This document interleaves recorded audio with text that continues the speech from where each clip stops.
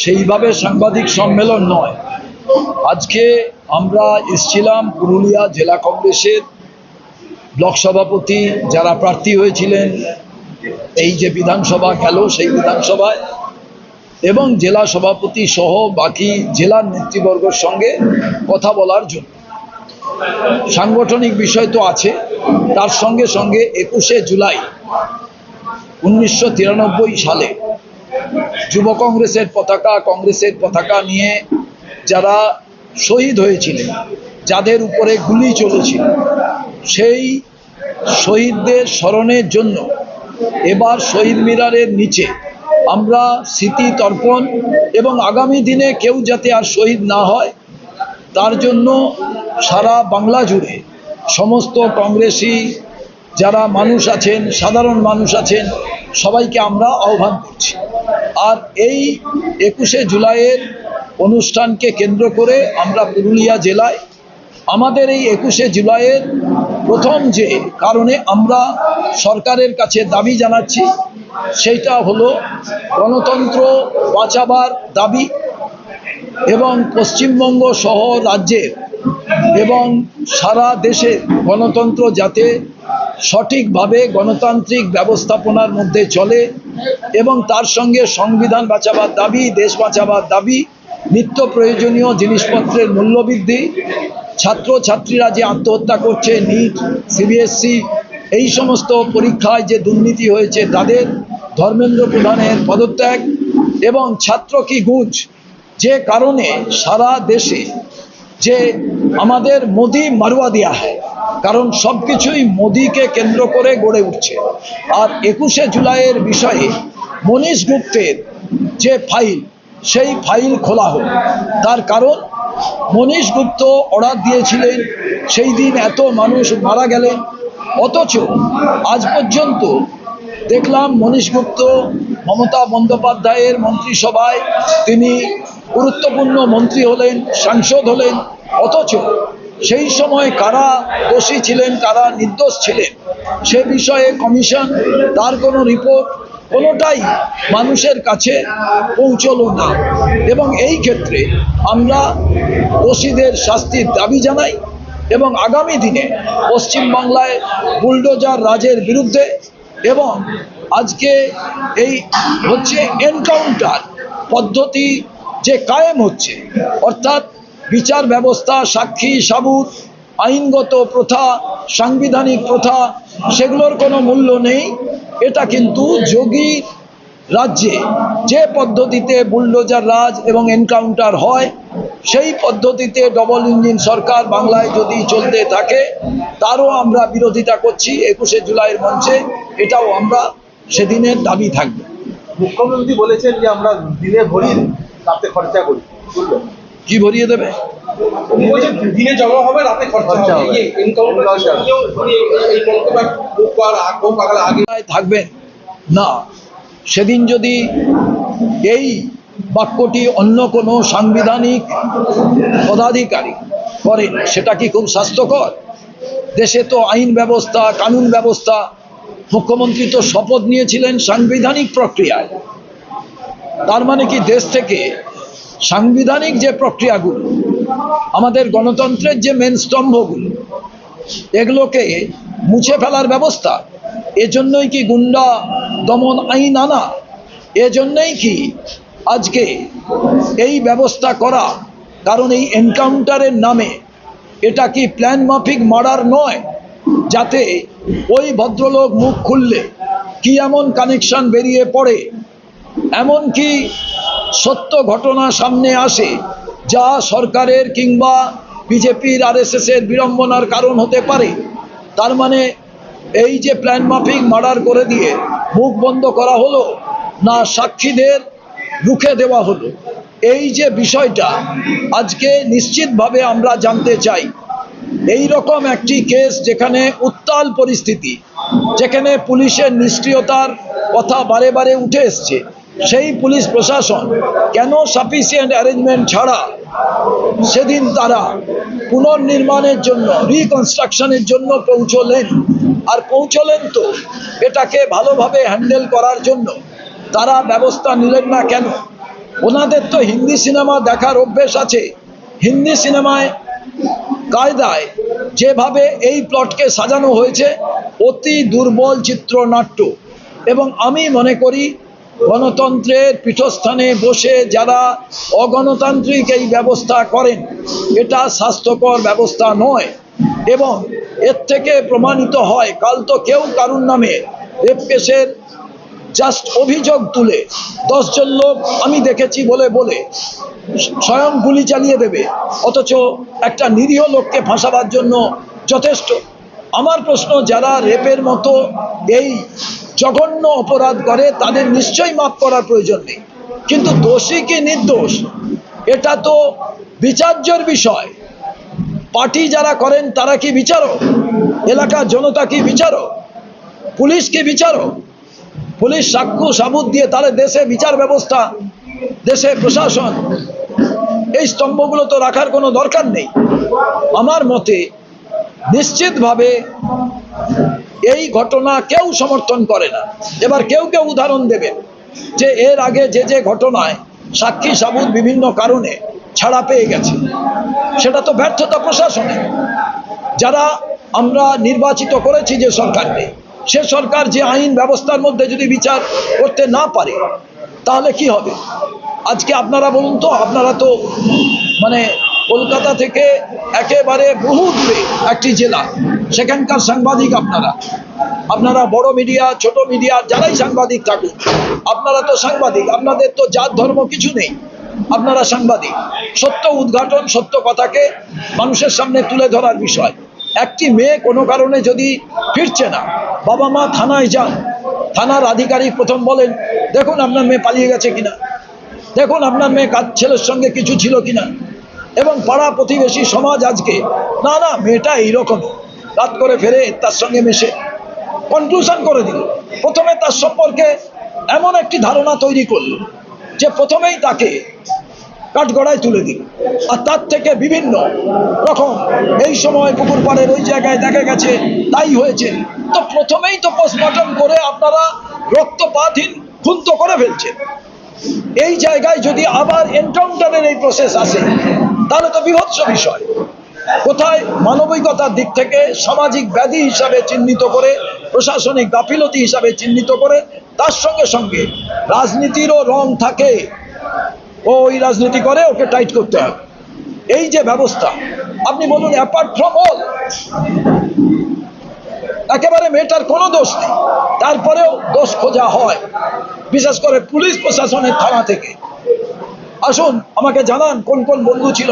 আরে প্রথম তো তুমি খুঁজতে যাও, প্রথম তো কোন দিক থেকে এসেছিল, কোথায় গেছিল, সেই রাস্তাটা, সেই জায়গাটা, সেটা করো। তারপরে তো বিচার করো সে কার সঙ্গে পালিয়েছে, পালায়নি, কার সঙ্গে মিশত মেশেনি, এই বিষয়গুলো। তার মানে কি সরকার বদলেছে, সেই ব্যবস্থা বদলায়নি। তার মানে কি ডবল ইঞ্জিন সরকার। অমিত শাহ বলেছিলেন সোনার বাংলা, সোনার মেয়েদের প্রোটেকশন থাকবে, জিরো টলারেন্স নীতি মহিলা সুরক্ষার ক্ষেত্রে।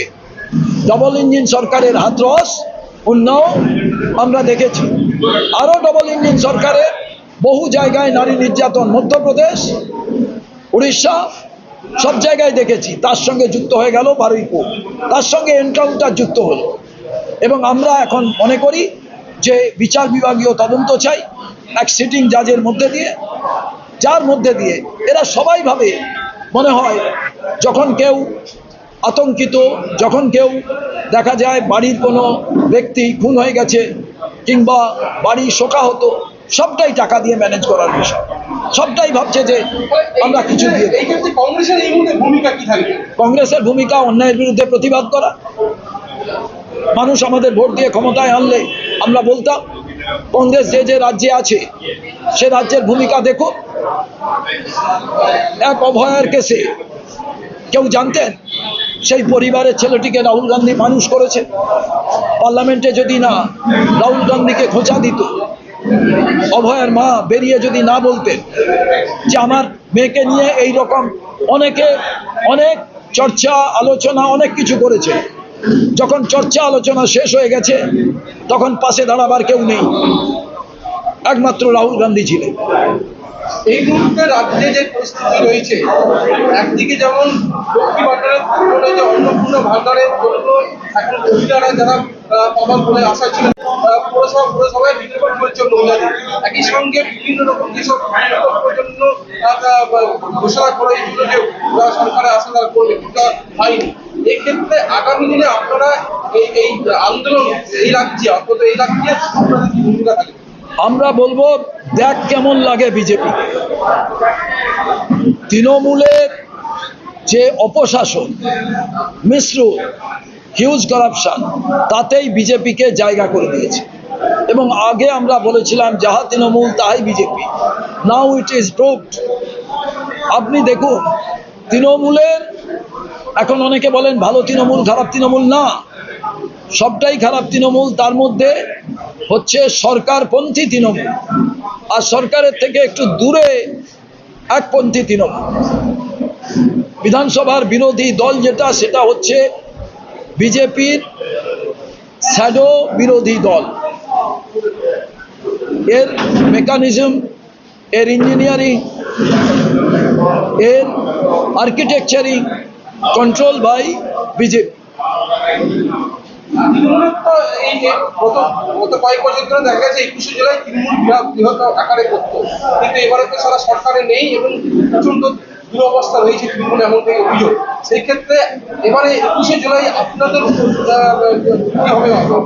বিগত তৃণমূল যে 21শে জুলাই করতে, তার থেকে কি এবারে কি অনেক বড় কি হবে? আপনাকে আমি বলি, আমার ভাই কংগ্রেসের পতাকা, যুব কংগ্রেসের পতাকা নিয়ে অন্যায়ের বিরুদ্ধে প্রতিবাদ করতে গেছিল। আমার ভাইয়ের বুকে গুলি করে দেওয়া হয়েছে, খুন করা হয়েছে, তার রক্ত কলকাতার রাজপথে পড়ে আছে। সেই স্মৃতিতর্পণের জন্যই আমরা শহীদ মিনারে যাব, যাতে আরও কোনো বাংলায় শহীদ তৈরি না হয়, শহীদ না কোনো স্তম্ভ তৈরি হয়। আমরা যাব, কোনো মায়ের কোল যাতে খালি না হয়, তার জন্য। রাহুল গান্ধী আসছে। আপনাকে একটা কথা বলি, রাহুল গান্ধী জননায়ক, দেশের নেতা। রাহুল গান্ধী নির্বাচনের সময় 4 বার এসে গিয়েছে, আবার প্রয়োজন হলে রাহুল গান্ধী আসবেন। অন্যায়ের বিরুদ্ধে প্রতিবাদের জন্য রাহুল গান্ধী, লাখো লাখো রাহুল গান্ধী তৈরি করে ফেলেছেন প্রত্যেকটা জায়গায়, তারাই প্রতিবাদ করে। আর তৃণমূলের প্রাসঙ্গিকতা রক্ষা করবে, প্রাসঙ্গিক করতে চাইবে বিজেপি। তার কারণ বিজেপি জানে কংগ্রেস আমাদের কাছে থ্রেট। কংগ্রেস শক্তিশালী হলে বিজেপির বিপদ, সেক্ষেত্রে তৃণমূলকে তারা বাঁচিয়ে রাখবে। আর বিভিন্ন পত্রপত্রিকাও তৃণমূলকে বাঁচিয়ে রাখবে, কারণ বিজেপির দ্বারা তারা নিয়ন্ত্রিত বহু জায়গায়। লাস্ট প্রশ্ন, কংগ্রেসের যে দুর্বল সংগঠন, সেটাকে মজবুত করার জন্য আগামী দিনে আপনাদের কি ভূমিকা থাকবে? আমি স্বীকার করছি আপনার কথা, কংগ্রেসের দুর্বল সংগঠন ছিল। আস্তে আস্তে আমরা তাকে সচলতার জায়গায় আনছি, কারণ আমরা 48 বছর ক্ষমতায় নেই। আপনি কোনোদিন দেখেননি কংগ্রেস ক্ষমতায়, আপনার 50 বছর বয়স হয়নি। এইবার ভাবুন, 50 বছর ক্ষমতায় না থেকে পুরুলিয়ার ওপর দিয়ে হাঁটলে হাসপাতাল কার? কংগ্রেসের। ব্রিজ কার? কংগ্রেসের। স্টেডিয়াম কার? কংগ্রেসের। বামফ্রন্টের নাম খুঁজে পাবেন না, তৃণমূলের 15 বছরের নাম খুঁজে পাবেন। এবং বিজেপির যে এমপি জিতেছে, সে এই বছরে একটা গ্রিলের কারখানাও তৈরি করেনি যে তার নামটা ওখানে একটা প্ল্যাকার্ড দিয়ে লিখবে। হ্যাঁ, করতে পারে, আমাদের করা জিনিসগুলোর নাম পরিবর্তন করতে পারে। যেমন নেতাজি সুভাষচন্দ্র বসুর সঙ্গে শ্যামাপ্রসাদের তুলনা করছে। আপনি দেখবেন ভালো লোকের সঙ্গে যদি আপনি হাঁটেন, কিছুটা সময় আপনার ভালো লাগবে, আপনার মনে হবে আমি তো অমর্ত্য সেনের সঙ্গে হাঁটছি, দারুণ ব্যাপার, আমি তো সুচিত্রা সেনের পাশে বসে আছি, এরকম মনে হবে। কিন্তু বাস্তবিক দিক, শ্যামাপ্রসাদ মুখোপাধ্যায় আর কোথায় সুভাষচন্দ্র বসু, একেবারে ম্যাচ করেন। এমন কোনো রচনা লেখার মতো লাইন নেই যে শ্যামাপ্রসাদ মুখোপাধ্যায় সম্পর্কে লেখা যায়। ইংরেজের দালালি করেছেন, স্বাধীনতা আন্দোলনের বিরোধিতা করেছেন, ইউনিয়ন জ্যাককে কলকাতা বিশ্ববিদ্যালয়ে ছাত্র স্যালুট করেনি বলে বেত্রাঘাত করেছে, স্ট্রাইক হতে 2 ছাত্রকে তাড়িয়ে দিয়েছে। সুভাষচন্দ্র বসুর কাছে গিয়ে বলেছেন হিন্দুদের জন্য ভাবা দরকার, তাই সুভাষচন্দ্র বসু মুসলিম লীগ এবং হিন্দু মহাসভাকে বলেছিলেন যে এদের বাংলায় স্থান হওয়া প্রয়োজন নেই, এরা ধর্মীয় বিষয় নিয়ে পার্টি করে। এবং সব থেকে বড় ব্যাপার, তখনকার বিখ্যাত রিপোর্টাররা জিজ্ঞেস করেছিলেন শ্যামাপ্রসাদ মুখোপাধ্যায়, আপনি কংগ্রেস করলেন না কেন? বলল, কংগ্রেস করলে তাড়াতাড়ি নেতা হওয়া যাবে না। আসল কথা ছিল কংগ্রেস করলে জেল খাটতে হয়, উনি জেল খাটতে চাননি। তার কারণ তার আগের নেতারা মুচলেখা দিয়ে জেল থেকে ছাড়া পেয়েছিলেন। সুভাষচন্দ্র বোস জেল খেটেছিলেন, জওয়াহরলাল নেহরু জেল খেটেছিলেন। একটা মন্তব্য করেছিলেন 1942 সালের 9ই আগস্টে ইংরেজকে কেন চিঠি লিখেছিলেন শ্যামাপ্রসাদ মুখোপাধ্যায়? বাচ্চা ছেলেদের রচনায় ওইটা লিখতে বলুন, কংগ্রেসের নেতা এই কারণে হতে চাই না, তাড়াতাড়ি হচ্ছে নেতা হওয়া যাবে না, আমি এমন দল করতে চাই, এক কথায় আমি সেই দলের মাথা হয়ে যাব। হিন্দু মহাসভার হয়েছেন এবং বলেছিলেন আমি এত জেল খাটতে পারবো না। আর তার সঙ্গে সঙ্গে আর একটি বিষয়, কলকাতা বিশ্ববিদ্যালয়ের ঘটনাও বলবেন। তবে শ্যামাপ্রসাদ মুখোপাধ্যায় পণ্ডিত লোক ছিলেন, তার সময় বাংলা ভাষার সমাবর্তন কলকাতা বিশ্ববিদ্যালয়ে হয়েছিল। কিন্তু বাংলা দিবসের কারণ শ্যামাপ্রসাদ নয়, একটা ভোট ছিল। একটা ভোটের লোকের আবার কিসের স্টেক, তার কি ক্ষমতা? 3টে ভোট ছিল লেফট পার্টি, তার মধ্যে এবার বাংলা ছিল রতনলাল বঙ্গ আর জ্যোতি বসু মহাশয়, বাকি সব ভোট কংগ্রেসের ছিল। আপনি ভেবে রাখুন, এখানে যুদ্ধ জয় করলে সমস্ত সোলজার আমার, আপনি বললেন আমরা 4 জন ছিলাম, 3 জন ছিলাম, 1 জন ছিলাম, উনি তো একজন প্রতিনিধি ছিলেন। অতএব ইতিহাসকে বিকৃত করার বিষয়, এই বিকৃত ইতিহাস মানুষ বেশি দিন গ্রহণ করবে না। যদিও বাচ্চা ছেলেদের বিকৃত ইতিহাস পড়াতে গড়েবুল কায়দায় নষ্ট করে দেবে তাদের ব্রেনকে, তাদের মেধাকে, এটা হওয়া বাঞ্ছনীয় নয়। অনেক